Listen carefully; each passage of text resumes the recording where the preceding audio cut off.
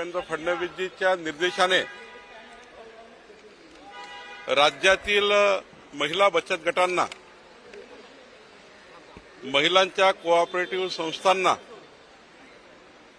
रोजगार निर्मिती करण्याकरता महसूल विभागाची एका बचत गटांना 1 हेक्टर जागा 5 वर्षाच्या लीजवर आम्ही देणार आहोत आणि या बचत गटांना 1 लाख रुपयाचं अनुदान डीपीसी किंवा तिथल्या खनिकर्म निधीतून आम्ही देणार आहोत। बचत गटांनी या 1 हेक्टर जागेमध्ये, एक बचत गट 1 हेक्टर जागा, या जागेमध्ये ग्रासलँड डेव्हलपमेंट करायचं आहे, चारा किंवा बांबू लागवड करायची आहे, नेफियर ग्रास लावायचा आहे। आज जर बचत गटाला आम्ही जर 2.5 एकर जागा दिली, 1 हेक्टर जागा दिली एका बचत गटाला, तर यातनं जे उत्पन्न होणार आहे 4-5 लाख रुपये वार्षिक, हे महिला बचत गटाला मिळेल, सरकार घेणार नाही। हे संपूर्ण जो तिथून जो पैसा होईल किंवा त्या चारामधून जो काही पैसा मिळेल तो पैसा बचत गटाला मिळेल।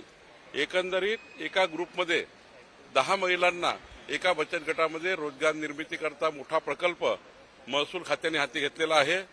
महसूल खात्याच्या सर्व जमिनी या आता ज्या पडीत आहे त्या पडीत जमिनी राहू नये, त्यावर अतिक्रमण होऊ नये आणि ह्या जमिनी ज्या आहेत त्या रानावनामध्ये आहेत, गावागावामध्ये आहेत, त्यावर अतिक्रमण होत आहे आणि त्यामुळे या जमिनी सुरक्षित ठेवण्याकरता महिला बचत गटांना रोजगार देण्याकरता ही पॉलिसी सरकारने आणलेली आहे। प्रत्येक गावामध्ये 1 किंवा 2 बचत गट आहे प्रत्येक गावामध्ये।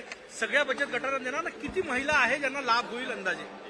प्रत्येक महिला बचत गटांना 2.5 एकर जागा आम्ही देणार, ज्या ठिकाणी जागा आहे, आणि ही जागा देऊन त्यांना रोजगार निर्मितीचं मोठं साधन आम्ही तयार करून देणार।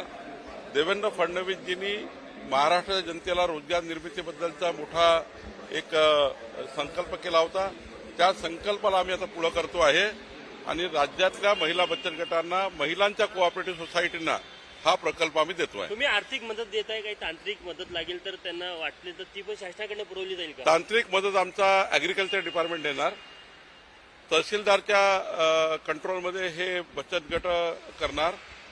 या बचत गटाचं पूर्ण मॉनिटर करण्याकरता तालुकास्तरीय महिला त्याचे अध्यक्ष असणाऱ्या समितीची, आणि राहिला निधी ज्याप्रमाणे नागपूर जिल्हा परिषदमध्ये, नागपूर जिल्ह्यामध्ये यावर्षी आम्ही 2200 महिला बचत गटांना 1 लाख रुपये, एका गटांना 1 लाख रुपये दिले आहेत, 22 कोटी रुपये आम्ही महिला बचत गटाला दिले आहेत।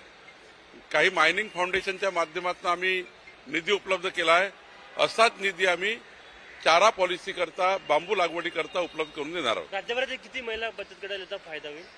आमच्याकडे खूप जागा आहे महसूलच्या, जेवढ्या जागा आमच्याकडे आहेत ज्या पडीत आहेत आणि पुढच्या 20 वर्ष वापरात येणार नाही, कारण कुठलाही प्रकल्प येणार नाही अशा जागा आहेत, त्या जागा आम्ही महिला बचत गटाला देणार आहोत। Like, share and subscribe. Tez Tech News. Stay tuned for the latest updates.